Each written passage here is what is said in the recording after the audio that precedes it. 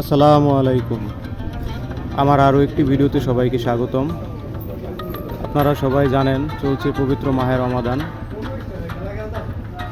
রমাদান হলো আত্মশুদ্ধি, সংযম ও ইবাদতের মাস।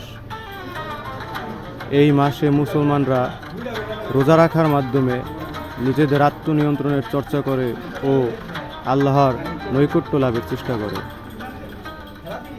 সংযমের অর্থ শুধু না খেয়ে থাকা নয়, এটি চিন্তা, বাক্য ও কর্মের উপর নিয়ন্ত্রণ রাখার শিক্ষা দেয়। রোজার মাধ্যমে আমরা ধৈর্য, সহানুভূতি ও আত্মসংযমের গুণ অর্জন করতে পারি। এটি আমাদের ভোগবিলাস থেকে দূরে থেকে প্রকৃত প্রয়োজনের গুরুত্ব বোঝার সুযোগ করে দেয়।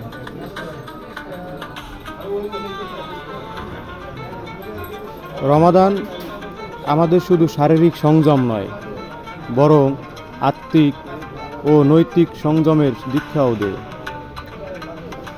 তাই এ মাসে কেবল উপবাস নয়, বরং মন, বাক্য ও কর্মের পবিত্রতা রক্ষা করা গুরুত্বপূর্ণ। রমাদান মাস শুধু একটি ধর্মীয় আনুষ্ঠানিকতা নয়, এটির মাধ্যমে আমরা আত্মশুদ্ধি লাভ করতে পারি। সংযম ও করুণার এক অনন্য শিক্ষাকেন্দ্র হল এই রমাদান মাস।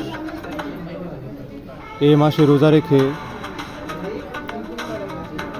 সারাদিন না খেয়ে থাকা নয়, নিজের কুকুরবৃত্তির বিরুদ্ধে নিজের নিয়ন্ত্রণ রাখা, ক্ষুধা ও তৃষ্ণার কষ্ট অনুভব করে দরিদ্র ও অনাহারীদের অবস্থার প্রতি সংবেদনশীল হই আমরা।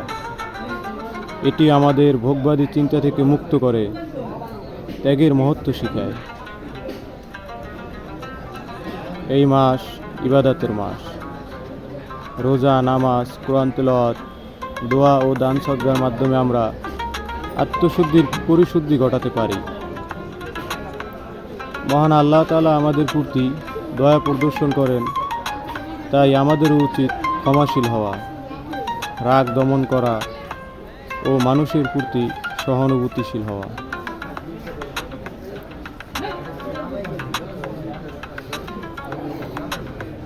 রমাদান মাস আমাদের জীবন পরিবর্তন করে দেওয়ার একটা সুযোগ তৈরি করে দেয়। এ মাস একটি গুরুত্বপূর্ণ বার্তা দেয়, আমরা শুধু দেহ নয়, আত্মাও। আমাদের এই আত্মার পবিত্রতা অর্জন করাই হোক আমাদের কাম্য, আর এটিই আমাদের প্রকৃত সফলতা।